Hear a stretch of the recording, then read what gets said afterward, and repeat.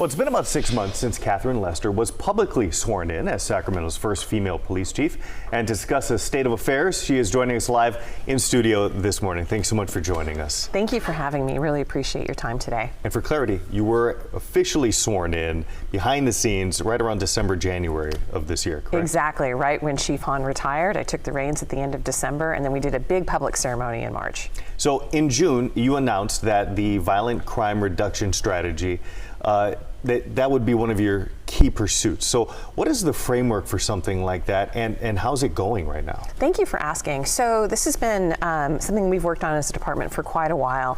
We were not unique when you looked at our numbers compared to the rest of the nation. Over the last few years, you've seen a significant increase in violence, but in particular gun violence, and we were no exception here in Sacramento. So we saw significant increases in 2020, 2021, and that was one of my key initiatives when I took the role of police chief, which was to find really a strategic way to address what we were seeing, this violence in our community. Yeah, so to continue on that, what are some of the biggest challenges that you're facing right now? Yeah, well, thank you for asking. You know, it's been a challenge just with the proliferation of guns that are in our community, number one, but also how people are behaving with those guns. And so it really comes down to not just having the guns, but, you know, people resorting to violence to resolve differences.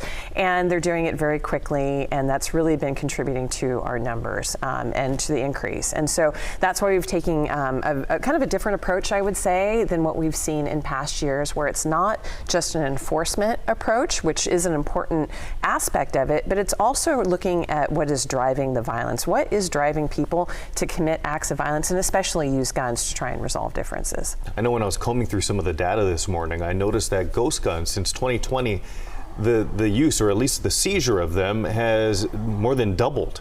So are you seeing a lot more ghost guns being used in crimes and not just with seizures? Yes, absolutely. So 2 years ago, we confiscated about 1,200 guns. Last year, about 1,600 guns, and we're close to 1,000 this year so far. And so last year's numbers, about 25% of what we seized were ghost guns. It's hard to know how many are being used in crimes. We can only talk about what we actually seize, but that's a significant number, because you have to recognize that, you know, you can buy these kits, you can put these guns together. They're not considered firearms until they're actually assembled, and you don't need even a background check. And so a lot of the laws that are put in place to protect the public from people having guns that shouldn't have guns doesn't really apply to ghost guns. So it's nice to see some legislation, especially at the federal level, moving in to really regulate what we see, but unfortunately there's still a large amount of ghost guns out in our population.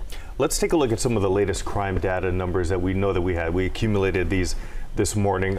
These are firearm crime stats year to date, about 294, just under 300 shooting crimes, 76 shooting victims, and about 600 firearms seized. When it comes to safety out there, again, these numbers can look alarming to a certain degree, but when you are talking to folks who live here, folks who visit here, do you think that Sacramento, Metro Sacramento, is a relatively safe place to be in right now? Yeah, you know, I get that question asked a lot. Is downtown safe? Is the city of Sacramento safe? Especially because there's been so much coverage of these incidents, which I think is really important. It's an important topic for the community to be aware of and to be talking about. I do think our city is safe. When you look at what we see just downtown over last weekend, our restaurants were full. We had a very robust nightlife. We had Aftershock. 37,000 people a day attended Aftershock. We had a Kings game, you know, and so very busy, very active downtown, very active nightlife, and that's really what you want to see in any large metropolitan city. So